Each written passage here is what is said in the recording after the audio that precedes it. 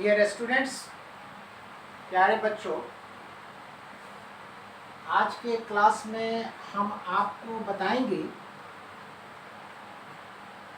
कि इंग्लिश कैसे बोला जाता है, how to speak English and what technique will you adopt to speak English. हम आपको बताएंगे कि अंग्रेज़ी बोलने का क्या तरीका है, क्या ढंग है और कौन सा टेक्निक आप अपनाएंगे अंग्रेज़ी बोलने के लिए। तो आपके लिए हमने कुछ सेंटेंस तैयार किया है ताकि उस सेंटेंस के माध्यम से आप इंग्लिश बोल सकें। छोटे छोटे सेंटेंस हमने 6 इकट्ठे किए आपके लिए। 6 sentences I have collected for you for English speaking, और वो सेंटेंस ये सब है इंग्लिश स्पीकिंग सेंटेंसेस, वो सेंटेंस जिससे अंग्रेजी बोली जाती है, वही ये सेंटेंस, ठीक है ना। तो हम आपको ये सेंटेंस इसलिए दे रहे हैं, इसलिए बता रहे हैं अंग्रेजी बोलने के लिए, ताकि घर में आप इसकी प्रैक्टिस कीजिए, खूब घर में आप इसको खुद से बोलिए। जब ये प्रैक्टिस हो जाएगा तो ए टाइम विल कम, एक समय आएगा कि you will start speaking English yourself. आप खुद से अंग्रेजी बोलना शुरू कर देंगे। ये उतनी डिफिकल्ट नहीं है जितना लोग सोचते हैं। असल क्या है कि आपको कैसे बोला जाए और किस तरीके से बोला जाए, ये फन आपको पता होना चाहिए अंग्रेजी बोलने की। जो बेसिक बातें हैं इंग्लिश की, जो बुनियादी चीज़ें हैं, उसको आपको गौर और फिक्र करना पड़ेगा इंग्लिश बोलने के लिए, ठीक है ना। और ये एक ऐसी भाषा है कि आप कहीं भी अगर कायदे से सजा के इसको बोलते हैं तो ये दूसरों पर प्रभाव डालती है। इसलिए it is very necessary to learn English speaking, right. तो चलिए देखिए ये कौन कौन से सेंटेंसेस हैं। तो इंग्लिश स्पीकिंग सेंटेंसेस, अंग्रेजी बोलने वाले सेंटेंस। पहला है he will be eating a mango. He will be eating a mango, ये फर्स्ट है। इसकी हिंदी है वह एक आम खा रहा होगा। ये अफर्मेटिव सेंटेंस है, ठीक है ना। इसमें खाने पीने की बात चली है, मतलब पीने की नहीं, खाने की, आम खाने की। तो जहाँ खाने पीने की बात हो वहाँ इस तरह के सेंटेंस आप इस्तेमाल कर सकते हैं। हमने एक just I have actually given U A sample of sentences so that you could prepare yourself, ठीक है ना। आप अपने को तैयार कर सकें, इसलिए हमने ये सेंटेंस का एक नमूना आपको दिया है।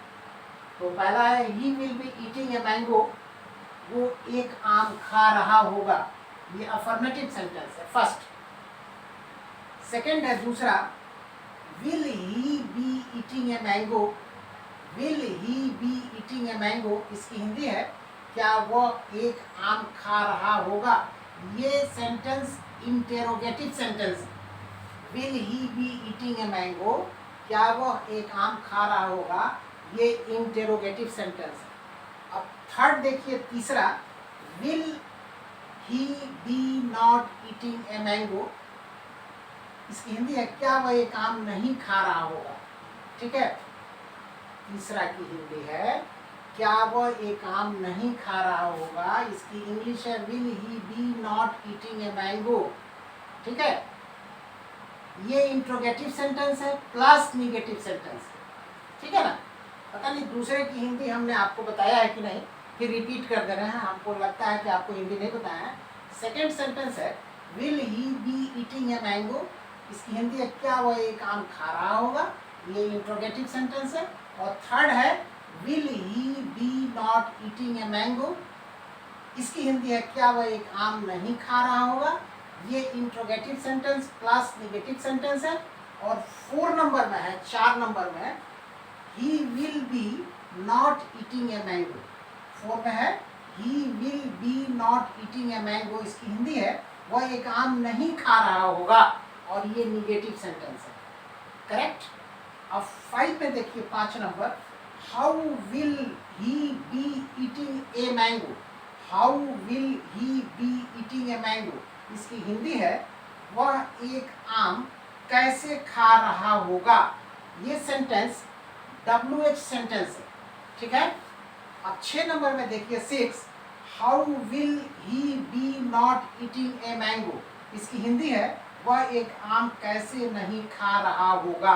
फिर सुन लीजिए, how 6 number, how will he be not eating a mango, इसकी हिंदी है वह एक आम कैसे नहीं खा रहा होगा, ठीक है। यहाँ पे क्वेश्चन मार्क दे दीजिए, हम देना भूल गए, ठीक है ना।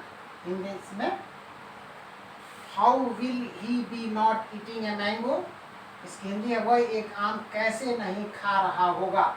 ये सेंटेंस आपका WH सेंटेंस है प्लस निगेटिव सेंटेंस है, करेक्ट। तो these are the sentences through which you can improve your English.